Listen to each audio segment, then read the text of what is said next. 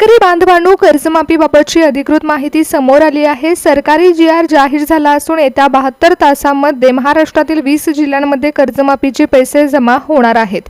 सरकारने डीबीटी म्हणजेच direct benefit ट्रान्सफरद्वारे पैसे पाठवण्याचं ठरवलं असलं तरी देखील पीएम किसानचे 2000 रुपये तुमच्या खात्यामध्ये ज्या प्रकारे जमा होतात त्याप्रमाणे आता हे पैसे येणार नाहीत। कारण जवळपास 36 लाख पेक्षा जास्त शेतकऱ्यांची नावं ही या यादीमधून अपात्र ठरवण्यात आली आहे। त्यामुळे तुम्ही पात्र आहात की अपात्र आहात हे जाणून घ्या। येत्या 3 दिवसांमध्ये शेतकऱ्यांच्या खात्यावर कर्जमाफीचे पैसे जमा होणार आहेत आणि सरकारने यावेळी 5 कडक प्रश्न शेतकऱ्यांना विचारले आहेत। त्यानुसार शेतकऱ्यांची यादी बनवण्यात आली आहे। शेतकरी बांधवांनो, तुमच्यासाठी आनंदाची बातमी आहे की नियमित कर्ज भरणाऱ्या शेतकऱ्यांना 50,000 रुपयांचं अनुदान देखील मिळत आहे। तुम्ही जर शेतकरी असाल आणि कर्जमाफीची वाट पाहत असाल तर पुढची 2 मिनिटं लक्षपूर्वक ऐका, कारण ही घोषणा केवळ कागदावरच्या आकड्यांची नाही तर ती तुमच्या हक्काची आहे। गेल्या कित्येक वर्षापासून तुम्ही या कर्जमाफीची वाट पाहत होता आणि मंत्रालयातून बातमी समोर आली आहे। मुख्यमंत्री देवेंद्र फडणवीस साहेबांनी नुकत्याच झालेल्या बैठकीमध्ये एक अत्यंत महत्त्वाचा जी.आर. जाहीर केला आणि या जी.आर. नुसार येत्या 72 तासात म्हणजेच आज, उद्या आणि परवा राज्यातील 20 जिल्ह्यातील शेतकऱ्यांच्या बँक खात्यामध्ये थेट 2 लाख रुपयांच्या कर्जमुक्तीचा हप्ता जमा होणार आहे। आणि हा निर्णय म्हणजे केवळ सरकारी योजना नाही तर हजारो कुटुंबियांना आर्थिक दिलासा देणारी बाब आहे। कृषी खात्याने जी शेतकऱ्यांची छाननी केली आहे त्यानुसार 93 लाख शेतकऱ्यांना या कर्जमाफीचा लाभ मिळणार आहे। येणारे 3 दिवस हे तुमच्या आयुष्यामध्ये मोठे बदल घडवणारे ठरतील। तुमच्या बँक खात्यामध्ये पैसे जमा झाल्याचा मेसेज येऊ शकतो, पण एकदा लक्षपूर्वक ऐका की सरकारचा जो जी.आर. आहे त्यामध्ये फक्त 20 जिल्ह्यांना समाविष्ट करण्यात आले आणि ही कर्जमाफी निवडक कर्जमाफी होणार आहे। म्हणजेच फक्त याच जिल्ह्यांमध्ये सरकारमार्फत पैसे जमा केले जाणार आहेत। 72 तासामध्ये आज, उद्या, परवा मनी ट्रान्सफर रिझोल्यूशन होणार आहे। ही केवळ सरसकट कर्जमाफी नाही तर स्मार्ट कर्जमाफीची घोषणा सरकारने केली आहे। सरकारने एक सिस्टीम लावली आहे ज्याद्वारे डीबीटी सक्रिय होत आहे आणि थेट तुमच्या बँक खात्यामध्ये पैसे जमा केले जातील। परंतु या कर्जमाफीमध्ये सरकारने 92 लाख शेतकऱ्यांना पात्र ठरवलेलं असलं तरी देखील 36 लाख शेतकऱ्यांना अपात्र देखील ठरवलेलं आहे। त्यामुळे अनेक शेतकरी बाहेर पडले आहेत।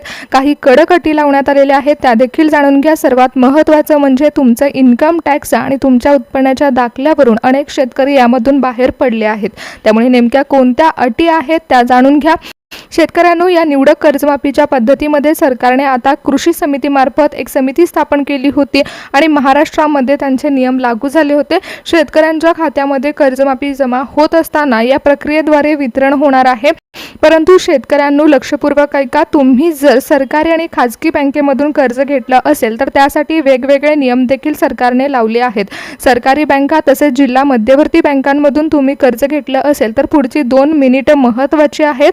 सरकारने आता नॅशनलाइज्ड बँकेमधून कर्ज काढलेल्या शेतकऱ्यांसाठी विशेष सूचना दिल्या आहेत आणि डीबीटी मार्फत शेतकऱ्यांच्या खात्यामध्ये पैसे जमा होत असताना शेतकऱ्यांनी पिकासाठी घेतलेले कर्ज याची देखील तपासणी केली गेली आहे। शेतकरी बांधवांनो, फक्त पिकांसाठीच कर्ज घेतलेल्या शेतकऱ्यांना लाभ मिळणार आहे, पण त्याप्रमाणे जिथे पीक नुकसानीचं प्रमाण जास्त आहे आणि शेतकऱ्यांना नियमित कर्ज भरण्यामध्ये अडचणी निर्माण झाल्या आहेत अशा जिल्ह्यांमध्ये महाराष्ट्र सरकारने हप्ता वितरित करण्याचा निर्णय घेतला आहे। महाराष्ट्र सरकारने पिकानुसार प्राधान्य ठरवलं आहे।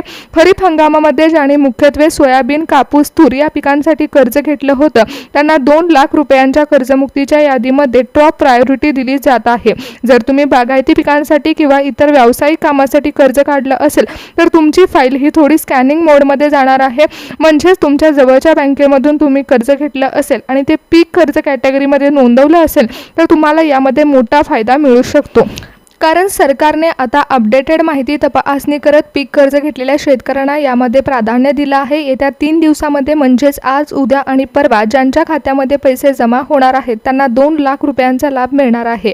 परंतु ज्यांचं नाव हे 92 लाख शेतकऱ्यांच्या पात्र यादीमध्ये आहे त्यांना महत्त्वाची बातमी आहे, कारण त्यांच्या खात्यामध्ये आता 2 लाख रुपये तर जमा होत आहेत परंतु 50,000 रुपयांचं अनुदान देखील मिळू शकतं।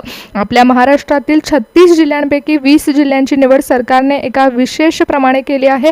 म्हणजेच हे विभाजन रँडम नाही आहे, तर हे पीक नुकसान आणि कर्ज वसुलीच्या डेटावर आधारित आहे. सरकारचा हा जो 3 दिवसाचा टाइम असणार आहे, त्यामध्ये जो पहिला दिवस असेल त्या दिवशी ज्या जिल्ह्यांमध्ये सोयाबीन आणि कापसाचं पीक मोठ्या प्रमाणावर घेतलं जातं त्या शेतकऱ्यांना लाभ मिळणार आहे. त्यानंतर दुसऱ्या दिवशी प्रामुख्याने बागायती पट्ट्यामध्ये जिथे द्राक्ष किंवा डाळिंबाची शेती केली जाते अशा पट्ट्यांमध्ये वितरण होईल. तर तिसऱ्या दिवशी कर्जाचा डोंगर ज्या जिल्ह्यांमध्ये जास्त आहे तिथे शेतकरी गेल्या 3 वर्षापासून नियमित कर्ज भरू शकलेला नाही अशा जिल्ह्यातील बँकांमध्ये डीबीटीद्वारे पैसे क्रेडिट केले जाणार आहेत. शेतकरी बांधवांनो, जर तुम्ही नॅशनल बँक किंवा SBI तसेच बँक ऑफ महाराष्ट्र अशा मोठ्या बँकेमधून कर्ज काढलं असेल तर तुमची फाईल थोडी क्लिअरन्ससाठी वेळ घेऊ शकते, कारण इथे राज्य सरकारचा GR आणि बँकेची सेंटर पॉलिसी दोन्हीचा मेळ बसावा लागतो. पण जर तुम्ही DCCB बँकेचे सभासद असाल आणि तुमची फाईल ही फास्ट ट्रॅकवर काम करेल, कारण समितीमार्फत तुमच्या फाईलला जलद गतीने प्रोसेस करण्यासाठी फाईलवरती शिक्कामोर्तब केला गेला आहे. अनेक शेतकऱ्यांच्या खात्यामध्ये नियमित कर्जमाफीच्या धोरणानुसार 50,000 रुपये देखील जमा होणार आहेत. तर शेतकरी बांधवांनो, कापूस आणि सोयाबीन उत्पादक शेतकऱ्यांना या पहिल्या टप्प्यासाठी प्राधान्य मिळत आहे. शेतकरी मित्रांनो, ही कर्जमाफी म्हणजे फक्त पैसे नाहीत, तर महाराष्ट्राच्या शेतकऱ्यांचं आर्थिक सहाय्य आहे. देवेंद्र फडणवीस साहेबांच्या या निर्णयामुळे गरजू शेतकऱ्यांना तर दिलासा मिळणार आहे. जर तुम्ही जिल्हा मध्यवर्ती सहकारी बँकेचे सभासद असाल तर तुमची फाईल सरकारकडे आधीच पोहोचवली आहे, त्यामुळे या बँकांमध्ये फास्ट ट्रॅकवर पैसे जमा होतील. आणि जर तुमचं कर्ज राष्ट्रीयकृत बँकांमध्ये असेल तर तिथे व्हेरिफिकेशन प्रक्रियेला थोडा वेळ लागू शकतो. ज्या शेतकऱ्यांनी सोयाबीन, कापूस, तूर या पिकांसाठी कर्ज घेतलं होतं त्यांना पहिल्या टप्प्यामध्ये लाभ मिळणार आहे. आणि शेतकरी बांधवांनो, सरकारी उत्पन्नाचा दाखला आणि जमिनीचं क्षेत्रफळ यानुसार देखील पात्रता यादीमध्ये तुमची नावं घालण्यात आली आहेत. जर तुम्ही या चाळणीमधून पात्र ठरला असाल तर तुमचं नाव हे 92 लाख शेतकऱ्यांच्या यादीमध्ये येणार आहे. आणि जर तुम्ही अपात्र ठरले असाल तर 36 लाख शेतकऱ्यांच्या यादीमध्ये तुमचं नाव येऊ शकतं. महाराष्ट्रातील शेतकऱ्यांनो, तुमच्यासाठी ही बातमी विशेष आहे, कारण 36 जिल्ह्यांपैकी जी 20 जिल्ह्यांची निवड कृषी खात्याने केली आहे या वितरणाची विभागणी ही 3 दिवसामध्ये होणार आहे. म्हणजेच 72 तासात या कामाची प्रक्रिया पूर्ण होईल. पहिल्या दिवशी बीड, लातूर, धाराशिव, जालना, परभणी या जिल्ह्यांचा समावेश करण्यात आला आहे. जिथे पीक नुकसानीचा फटका सर्वाधिक होता तिथे सुरुवात झाली आहे आणि जलद गतीने जिल्हा मध्यवर्ती बँका असतील किंवा सरकारी बँका असतील त्यामध्ये कृषी खात्याने पैसे वितरणाचे आदेश दिले आहेत. तर दुसरा दिवस जो असणार आहे त्यामध्ये छत्रपती संभाजीनगर, नांदेड, हिंगोली, सोलापूर, सांगली आणि सातारा या जिल्ह्यातील शेतकऱ्यांच्या खात्यावर पैसे जमा होतील. दुसऱ्या टप्प्यामध्ये सरकारने बागायतदार शेतीसाठी प्राधान्य दिले, त्यामुळे डाळिंब उत्पादन, द्राक्ष उत्पादक शेतकऱ्यांना यामध्ये मोठा दिलासा मिळेल. जर त्यांनी पीक कर्ज घेतलं असेल तर त्यांची आता सुटका होणार आहे. आणि दुसऱ्या दिवशी महाराष्ट्रातील सरकारी बँकांमध्ये पैसे वितरणाचं काम जलद गतीने पार पडणार आहे. तर तिसऱ्या दिवशी अहमदनगर, पुणे, नाशिक, जळगाव, धुळे, बुलढाणा, नंदुरबार, अकोला, वाशिम या जिल्ह्यांमध्ये निधी वितरणाचं काम पूर्ण होणार आहे. या जिल्ह्यांमध्ये तिसऱ्या टप्प्यामध्ये ज्या शेतकऱ्यांनी सर्वाधिक कर्ज घेतलं होतं आणि कर्ज फेडण्यासाठी शेतकऱ्यांना उशीर लागत होता अशा शेतकऱ्यांना तिसऱ्या यादीमध्ये समाविष्ट करण्यात आले. त्यामुळे 3 वर्ष ज्या कर्जमाफीची वाट शेतकरी बघत होते त्या शेतकऱ्यांना आता दिलासा मिळणार आहे. 2 लाख रुपयांची मदत मिळत आहे. बीड जिल्ह्यातील प्रत्येक शेतकऱ्याच्या खात्यावर डीबीटीद्वारे पैसे पोहोचवले जातील आणि हे पैसे डिजिटल पद्धतीने ट्रान्सफर केले जात आहेत, जेणेकरून बँकांवरती ताण येणार नाही आणि शेतकऱ्यांना देखील पैसे काढताना गर्दीचा सामना करावा लागू नये म्हणून डिजिटल पद्धतीने हे वितरण केलं गेलं आहे. परंतु काही बँकांचे सर्व्हर हे अपडेट होत असतात, त्यामुळे सरकारने सर्व्हरनुसार 20 जिल्ह्यांची विभागणी 3 दिवसामध्ये केली आहे. त्यामुळे 3 दिवस महाराष्ट्रातील 20 जिल्ह्यांमध्ये पैसे ट्रान्सफरचं काम केलं जाईल. बँकेच्या सर्व्हरनुसार जिल्ह्याची निवड करण्यात आली आहे. त्यामुळे महाराष्ट्रातील राष्ट्रीयकृत बँकांमध्ये तसेच जिल्हा मध्यवर्ती बँकांमध्ये पैसे ट्रान्सफर करण्याची प्रक्रिया ही आता सुरू झाली आहे.